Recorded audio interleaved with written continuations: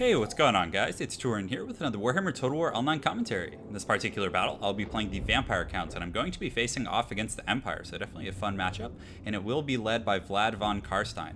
So as far as my main army composition goes, I have a front line of Graveguards, and these are just the standard shielded, armored shielded anti-infantry variants, and they're pretty good against the Empire. They hold up okay. I mean, obviously greatswords are designed to counter these guys, and we'll do pretty well against them. These guys do pretty good against most of the other Empire infantry, whether that be spearmen or even the halberdiers they do okay against. So I really like these guys a lot. Pretty steady unit for your front line, but of course the staple of this front line is the Sternsmen, who I have up here somewhere. And these guys are great.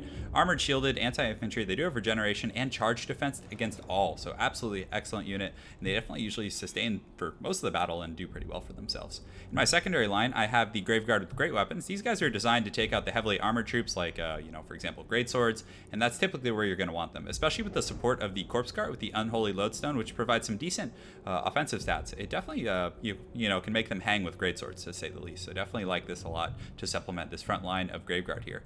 I also have Vlad von Karstein, so he does have the lore of vampires, and in regards to what I bring specifically, I have Invocation of Mehek, Von Hell's Danse Macabre, and then I also have Raise Dead. Raise Dead is a great ability to use. You just get Vlad up in the front line, you summon some zombies behind the enemy front line, and it not only causes a morale hit on that front line, but it can also then push back to their missile troops, which is great. Also, if the opponent's coming in with Cav or other units like that, you can summon the zombies on top of them, which really helps with tying them down, so big fan of that.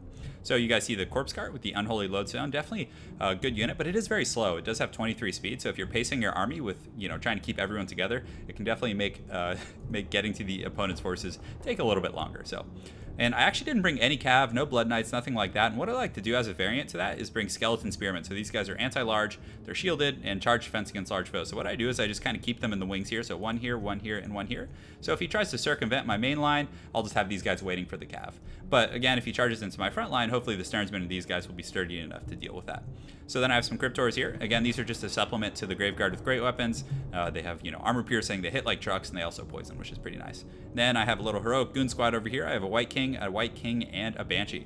And then, of course, some fun Fellbats. So as far as my opponent's army goes, he has the Knights of the Blazing Sun, General of the Empire, Amber Wizard, looks like he has a Manticore and Flock of Doom, which is very common. Then the rest of his army is kind of a mixture of Spearmen, some Greatswords to deal with my more elite troops, and it looks like, mostly Greatswords and Spearmen, so pretty decent balanced army. He also has 2 Handgunners and the Hammer of the Witches. So without further ado, let's go ahead and get started. So my opponent was actually very aggressive. He had the Knights of the Blazing Sun up here, and it looks like he was just going to try and charge in and do a little bit of damage. It's a bit risky considering I have these Skeleton Spearmen here who do have the anti-large bonus. You can see their stats are pretty pitiful, but again, if they do tie up Cav and those types of things, they'll do okay. So he actually charges into those guys, and I was kind of in the moving them actually. So he did get a decent little charge and takes out quite a few models, but on that same note, the Cryptors are able to come through and get a few decent attacks. You can see the Knights of the Blazing Sun are actually losing quite a few models to these Cryptors, which is pretty nice. And they have that poison attack, which is really nice, but my opponent looks like he's trying to cycle charge right now. So he goes back up the hill, he charges back in, but I then pull my White King and my Banshee and my other troops to kind of drive these guys off and allow the rest of my formation to advance. So in doing so, I keep the rest of the formation going. I wanted to kind of close that distance as fast as possible so the Hammer of the Witches wouldn't just absolutely decimate me. So, I was moving as quickly as I could. And he did have the 2 handgunners as well, which should be firing relatively shortly. I'm not sure, but I think they're almost in range. And he does have a nice little slope here. There's a bit of a slope I'm coming down, so hopefully those handgunners won't be obstructed for his sake. But he is focusing the Graveguard with the Hammer of the Witches. One thing that might have been a little more optimal would be to focus the Sternsmen wherever they are. I think I might have detached them to help out over here, but they definitely would have been a pretty ideal target. So after all is said and done in regards to the skirmish, most of my forces were in pretty good shape. I took some skeleton damage, and I also lost, I believe he was able to hit some of my Graveguards with a little bit of that charge, but for the most part I came out ahead there. And I'm able to break the charge with my 2 White Kings here, and the Banshee getting in here causing terror will be very good. So the Cryptors don't take a huge brunt to that charge, but still they do take a lot from this other group that comes in. My opponent also very well played. He uses a nice Flock of Doom, which does massive HP damage. So my Cryptors and other troops here are taking an absolute beating. But thankfully I do get an Invocation of Mehek, which is going to help raise these guys up. Definitely was a good way to counteract all that. Also, he's focusing my White Kings very aggressively, but you can see I have the Potion of Toughness on these guys, and they're doing a good job. These Knights of the Blazing Sun are getting beaten down, and also this Amber Wizard is taking a huge amount of damage from those White Kings, so hopefully I'll be able to drive him off, and we'll see how that goes. So I did pull the Sternsmen. I probably, in retrospect, should have kept them in the front line, but I wanted a more sturdy unit to really win this battle, because I felt like this was the epicenter of the battle, but thankfully for me, these Skeleton Spearmen are doing a pretty good job in here fighting, and this is like one of the most cost-effective situations you can have these guys in. They're just such cheap, lousy fodder units. But with their anti-large bonus, they can actually become decent combatants against these and only these units, these type of units. So definitely a good situation for me. But my opponent does have the Manticore in there and a few other units, and he's able to escape without taking too many losses. So on the front line, it's a mixture of spearmen, kind of just fighting these Graveguard, and this is definitely not what you want, the spearmen. Although the ones with great weapons won't, yeah, they'll get through them eventually. But, you know, the spearmen here are just fighting against, you know, relatively superior infantry. And also, I do have a pretty nice fodder line here, though they are crumbling now. You know, the more elite infantry in the back have barely taken any damage, so they'll eventually get through and hopefully will do pretty well. In the back line, I was able to get some Fellbats back, and Vlad also was able to summon some zombies. So this is what I was telling you guys earlier. It's such a great use of the zombies. But my opponent wisely pulls his reserve cav that were able to escape that madness over there. And they're able to come in and help clean up these zombies who are in critical binding.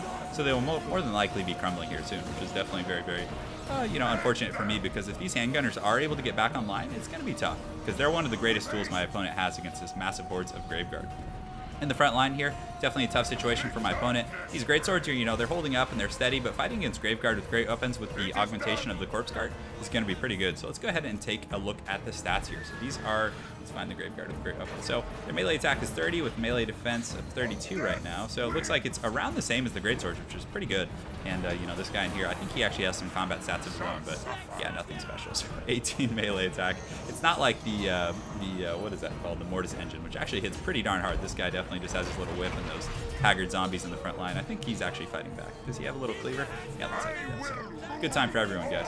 So in the back line, things are getting a little chaotic. You can see the General of the Empire is kind of riding through some of my Graveguard here, and he also has this Manticore, so he has a pretty scary little presence here, but these Banshees are pretty good at just chasing down heroic units, and they do have the duelist properties, which kind of accentuates the fact that they're decent in a duelist kind of one-on-one type situation.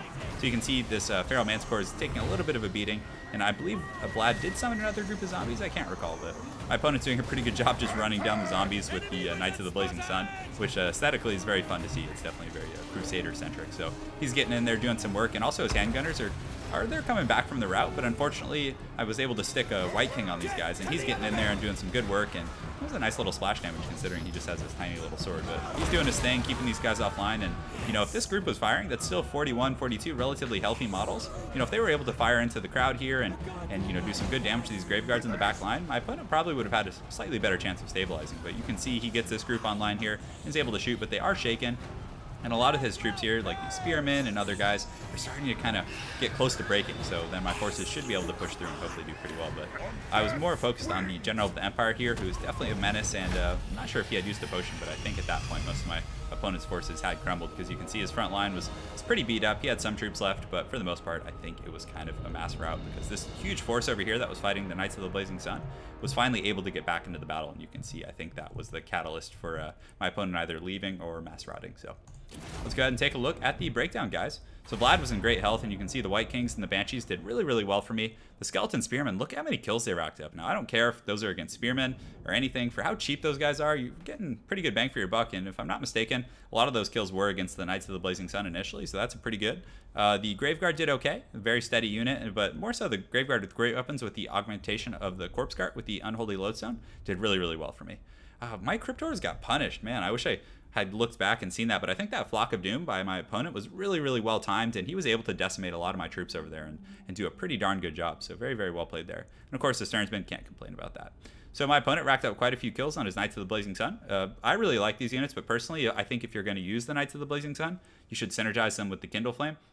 I think that massive damage buff from that, I believe 12 or 13%, is really, really good and makes them, you know, quite a, you know, elite cav unit.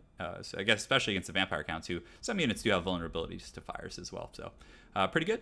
The Hammer of the Witches did good, although I think he probably should have focused maybe my Corpse Cart. You know, if he had been able to kind of wear that down, and the Hammer of the Witches hits like a truck. So I think if he had, you know, taken that out beforehand, the infantry battle for his great swords and spearmen in the front line would have been a lot better. And also the handgunners, they kind of got shut down a little bit. So I think maybe having more of a defensive type formation where the Knights of the Blazing Sun were able to support and defend his back line might have been a little bit better. Considering I didn't have mobility, he would have, you know, it would have been harder for me to circumvent his defenses in that way. But again, hindsight's always 20/20. But really well played to my opponent, Cold Ass Honky. I look forward to seeing you again on ladder, and I hope you guys enjoyed that Vampire Count Battlecast. Have an excellent night and take care.